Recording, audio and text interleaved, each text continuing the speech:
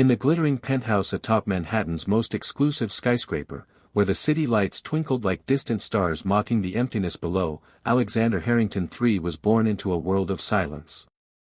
His father, Alexander Harrington Jr., the ruthless CEO of Harrington Global, a conglomerate that spanned tech empires and real estate dynasties, had everything money could buy, except the one thing that mattered most in that sterile delivery room on a stormy autumn night. The doctors, with their crisp white coats and hesitant voices, delivered the verdict like a death sentence: profound deafness. Congenital, they said. Irreversible. The baby boy's tiny fists clenched in protest, but no cry pierced the air. Elena Harrington, the poised socialite mother whose beauty graced Forbes covers, collapsed into sobs that echoed off the marble floors. "Our son," she whispered to her husband, who stood rigid by the window, phone already buzzing with boardroom crises. "He's perfect, Alex. But he's trapped in silence." From that moment, little Alex, named after his father but forever called Junior, in the echoing halls of privilege, became a ghost in his own home.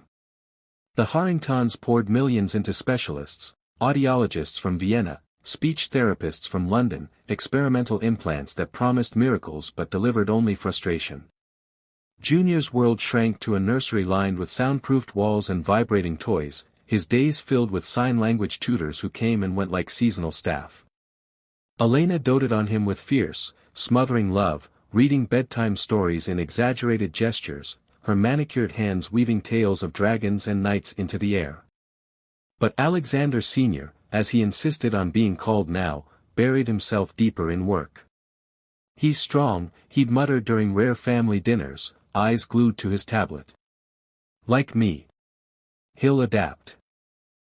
Yet, in the quiet hours when the city slept, Elena would watch her husband stare at their son with a mix of pity and resentment, as if the boy's silence accused him of some unspoken failure. Junior grew into a solemn 5-year-old, his dark curls framing a face too wise for his years. He communicated in fluid signs, his small fingers dancing like birds in flight, but his eyes held a perpetual shadow, a loneliness that no fortune could illuminate. The family's sprawling estate on Long Island became a fortress of isolation, playdates cancelled because other children don't understand, birthday parties reduced to Elena's tearful solos with a cake and a video call from Daddy in Tokyo. The staff whispered in the kitchens about the cursed heir, how the Harrington fortune might one day slip away to cousins if Junior couldn't lead.